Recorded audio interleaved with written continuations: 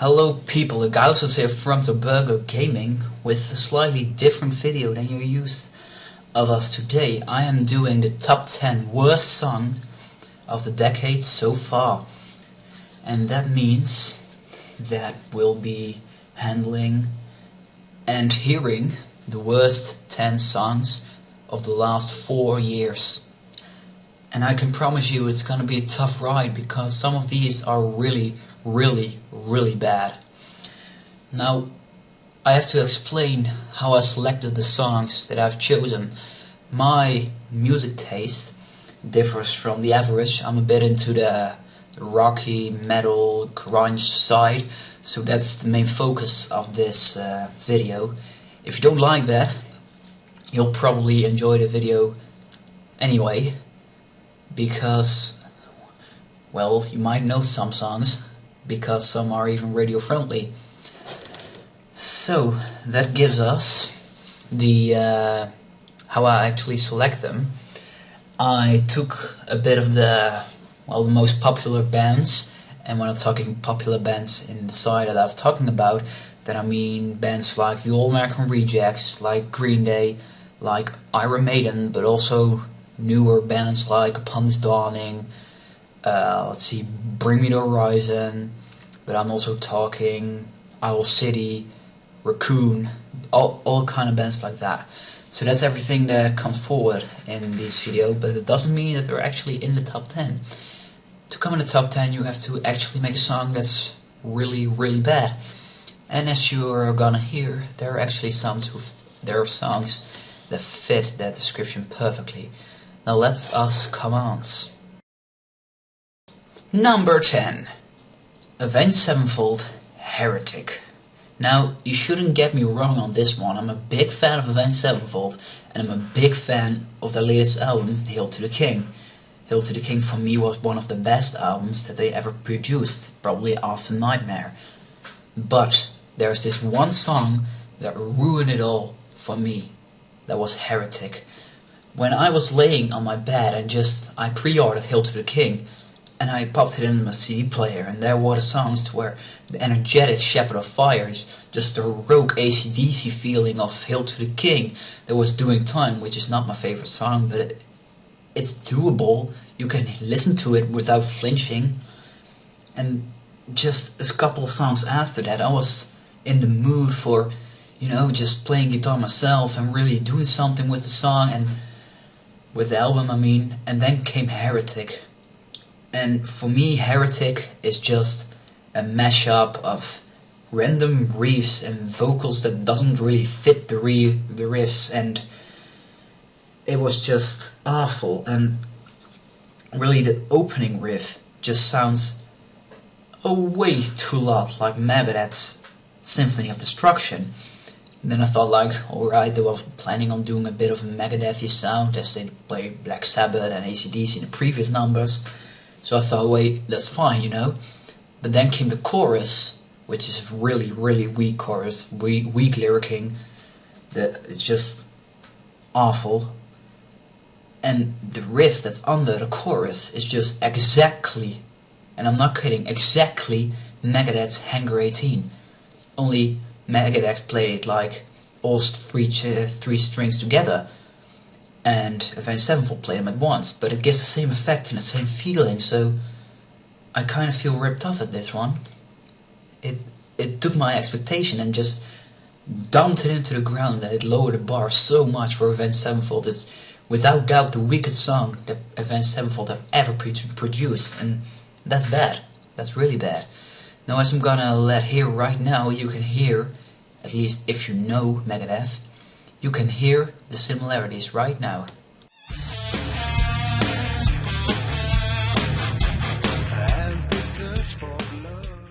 And just to clarify things up a bit, here's Megadeth's Symphony of Destruction.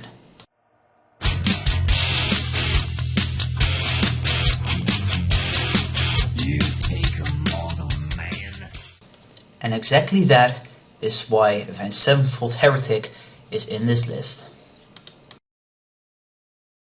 Number 9. Skillet Sick of It. Now again, the album which Sick of It is on, Rise, is actually quite a good album. But there's one song on it that just ruins it all, and it's actually the second song on the album, and that's Sick of It. It's so repetitive. It's unbelievable. The line Sick of It is sung 58 times in the entire song, and the entire song lasts only 193 seconds. So you can calculate that. That's even less than 4 seconds between every Sick of It if you just took the average.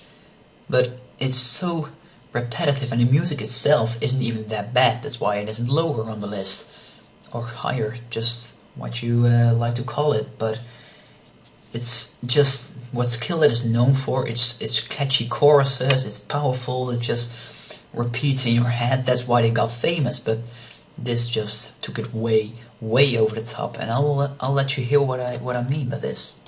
If you're sick, if you're sick, if you're sick, if you're sick of it, if you're sick, if you're sick, if you're sick of it. And that was merely the intro. I think you got my point by now, and I'm sorry, Skillet, but the only thing we're sick of is your song. Number 8. Five Finger Death Punch, The Pride. Now, The Pride is, unlike the other songs in this list, is not really a bad song. It is music, the music is good, the vocal capabilities are good, the guitars are good, the drums are good. There's only one thing that fucks it up entirely, and that's the lyrics. And without further ado, I'll just let you hear what I mean by that. Johnny Cash and PBR, Jack Daniels, NASCAR, Facebook, MySpace, iPod, Bill Gates, Smith & Wesson, NRA, Firewater, Pale Face, Dimebag, Tupac, heavy metal, hip-hop. What the hell? Naming brands one after the other, just not even rhyming them together, isn't talent, has nothing to do with music. It's just what I think pure laziness. The lyrics are so bad that I can't even listen to the song without throwing my iPod and flushing it down the toilet. And this is really all I'm gonna do in this song, because this song just pissed me off really, because Five Finger Death Punch is a good band, they have good albums, but this song is horrifically bad. Number 7. Bullet for My Valentine Lich. Now, this song is really something special because Temper itself as an album is weak, is sloppy, is the worst album that Bullet for My Valentine has ever made. Now, Lich just happened to be the worst song they ever made. It just starts off with a plain drum intro, which is just, well, too easy that even amateur drummers can play it. Then went into a guitar riff, which isn't even a guitar riff, and then we come to the vocals, which are just, well, I better let you hear them.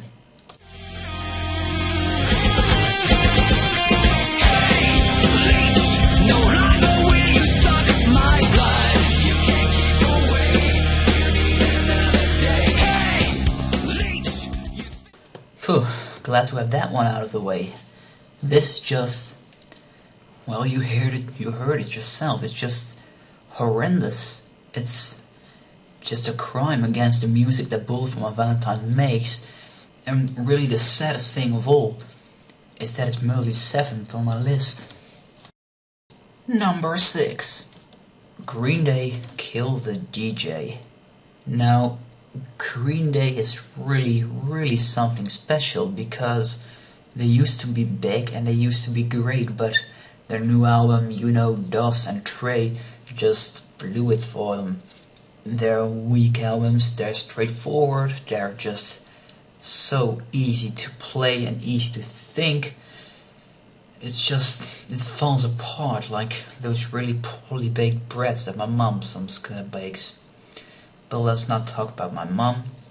We're talking about this song. The song Kill the DJ itself is just rubbish, really. And it's really weird that I put it into the 6th place because I'm just pissed over how Green Day made this song and even let it headline for their upcoming album, which was You Know, of course.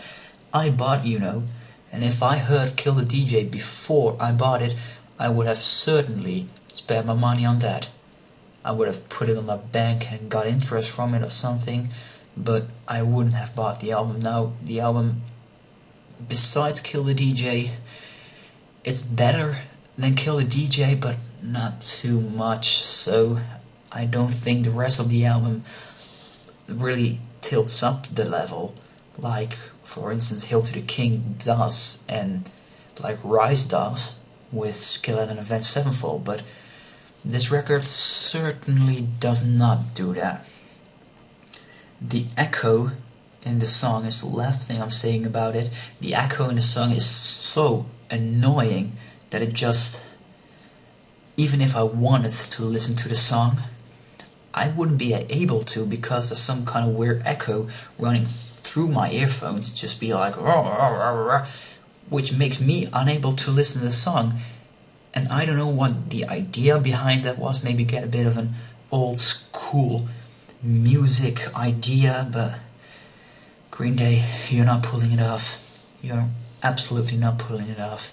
I'm not even gonna let you hear the song, because I want you to remember Green Day the way they were, like with Boulevard of Broken Dreams, like Welcome to Paradise, and not by this song. I'm very sorry. Number 5. Black Veil Bride's Resurrect the Sun. Black Veil Bride. I could make an entire video of me just ranting on the Black Veil Brides. People think that the Black Veil Brides make emo music, which isn't even a music style in my opinion, but I'll just let that one pass for me. Black Veil Brides make bright rock. It's not even what my idea about emo music is. It's kind of brand new, maybe, it's kind of like in that corner, but certainly not the Black Veil Brides, which is mostly just head-banging rock. They call themselves metal, I think. They call themselves metal. They don't pull off the trick. Now, Black Veil Brides, I'll let them alone. I'll just purely focus on the album and the song. The album was a huge step forward for the Black Veil Brides. They actually made music rhythm. They made it catchy. And even though those two aspects of a song are quite easily to make, it kind of improved their music. But Resurrect the Sun, just the entire process of Black Veil Brides being better and better and better, still being, well, I'm not going to say it, just get thrown away by Resurrect the Sun, because they do exactly what they've been doing the entire album. They start off with a kind of, well, peaceful, when I first listened to it I thought, oh, this is going to be the first ballad on the album, but then they just pump in with the chorus at once, which isn't a bad thing, but the chorus itself is repetitive. It's just, the guitar under it doesn't make any sense. It just sounds wrong. I'm gonna let you listen to it, even though you might want to get something to cover your ears, really.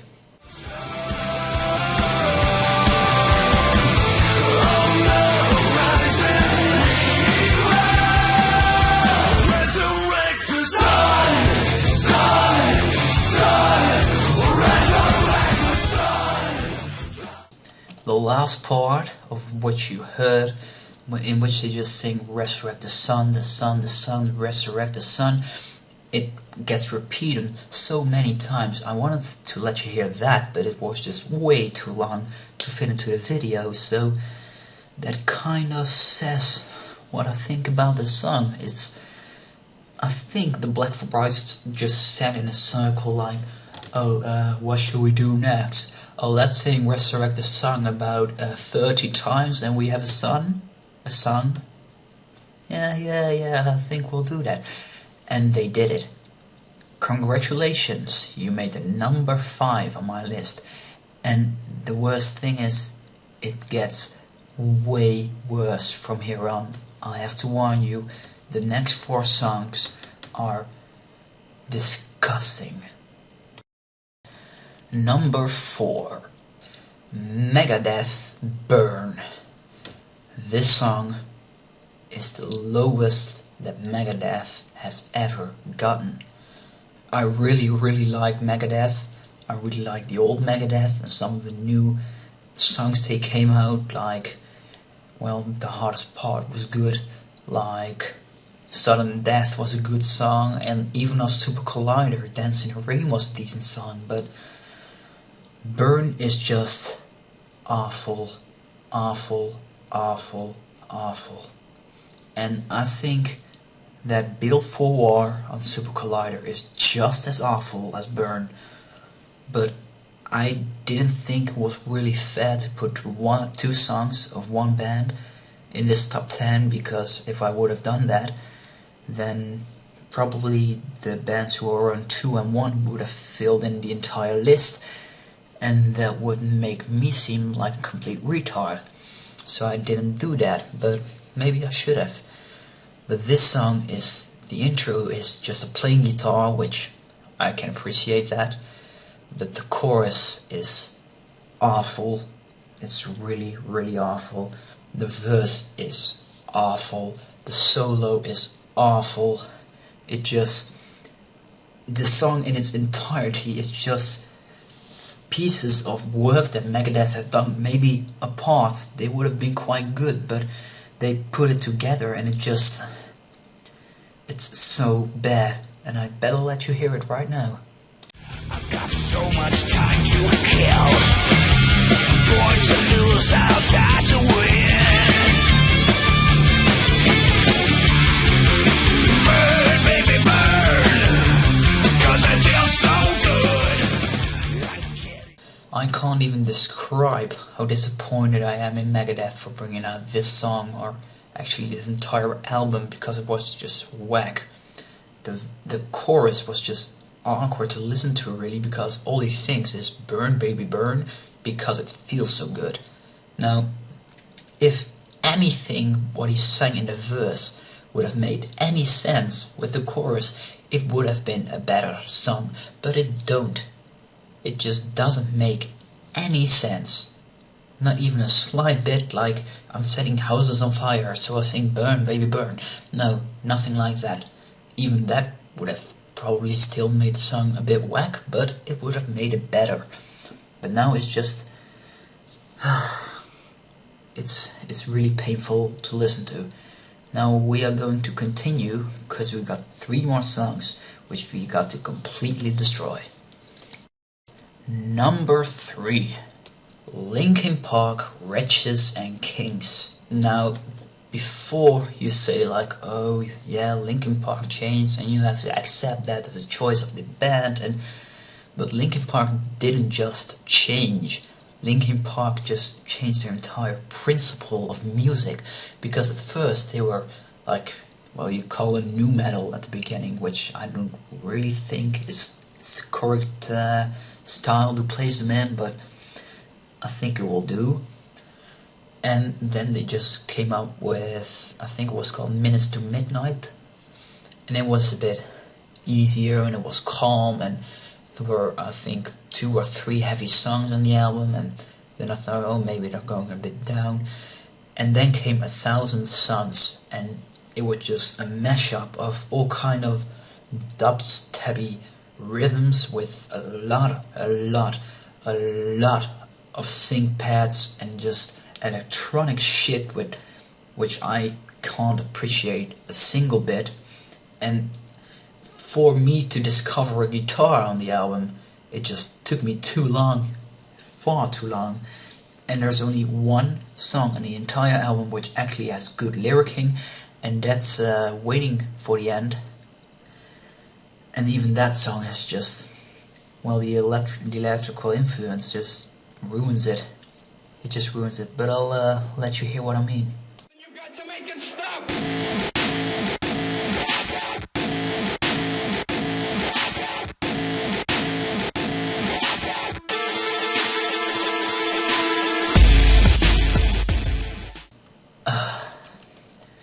Next one. Number 2. My songs Know What You Did in the Dark, Fall Out Boy. Oh my god. I was fan of Fall Out Boy, and then they brought out their new album, Save Rock and Roll. They did not save rock and roll, they ruined it. They ruined it to death. This song is everything that rock and roll was against. This song is just... I almost feel like Fall Out Boy living in their houses are just laughing while bathing in money because all their songs get played on the radio and they can just perform at lingerie shows and just laughing at the world and at their old fans who like Sugar We're Going Down and Thanks for the Memories, and that Fall Out Boy is gone, and I think we'll have to accept that, but it's so bad. Just pure musical technical spoken, it's bad as well, because, well, the intro is barely even music, the verse is barely even a verse, because it's so made, it's so clingy, I don't know, it's just suffocating me, and I don't know why, but, and then the chorus is just too repetitive, too catchy. It's like some kind of sick capitalistic producer just put his hand up in Fall Out Boy's arse and just talks and sings for them. I don't know what happened to Fall Out Boy, but it's bad. And I don't know how fans can still like Fall Out Boy, because Fall Out Boy is a totally different band now. I don't think Fall Out Boy will ever come back to their old genre and just be like, hey, we're back, we're making rock again, and we're not playing on radios, and we're not playing iHeart Festival, and we're not playing at lingerie shows, and I don't know what more. But Fall Out Boy is literally just bathing in money now because the songs get played on the radio, and they are happy with their lives, and their fans, the ones that made them big, are sit down here. And I'm gonna quit raging on this one, because the next song is even worse. The worst song of the past 4 years is Panic at the Disco, Girl That You Love. Ladies and gentlemen, this is the worst song that I've heard in 4 years. Even just Panic at the Disco itself, the first album, which was called A Fever You Can't Sweat Out, was a kind of steampunky album, and it was, well, really nothing special, but it was good for a first album. And we thought like, oh, they're gonna make it, and they got the crowd's attention with their hit I Write Sins Not Tragedies, and everything seemed to be fine. And then their second album came out, and they just took a whole different turn. They turned their steampunk sound into a kind of 60 years kind of folky sound and pretty odd. I like that album personally. There's a lot of guitars, there's a lot of just plain vocals, which Brennan Urie is a very, very good singer, so everything seemed flawless. Then the third album came out, and they just took another huge turn, but this time it was, well, just plain rock, hard rock, with a kind of steampunky accent in it, and it was called Vices and Virtues. And then it just went downhill. The song This Is Gospel was released, and at first I thought, alright, I can live with this. It's not that bad. And I still think it isn't that bad. Then came Miss Jackson. I detest Miss Jackson, not because it's necessarily a bad song, but just because I loved Panic at the Disco the way they were. Like, I loved the steampunk sound, I loved the rock sound, I loved the 60-year sound, I loved everything, but now they turned to electronic sound, and no guitars and no drums. Yeah, electrical drums, but I can play the electrical drums as well, you know. There's no talent in there. And so I eagerly awaited the album, and there was the album. Too Weird to Live, Too Rare to Die. The first time I listened to the album, I believe I deleted it from a computer right away, and I just went about it ranting on Twitter. And that was the rest of my day, really. And now, like I told you, I only pick one song a band. this would have filled up just like number 10 to number 1 all Panic at the Disco. It's so unbelievably bad, but I chose the worst song from the album, which was quite hard because Vegas Light, Colorful, The End of All Things, let's see, Girls, Girls, Boys, Casual Affair are equally awful, bad, horrific. They just give me so much hate in my soul that I can almost touch it, and I don't know why it's so bad, but instead of me talking too much right now, I'd better just let you hear it.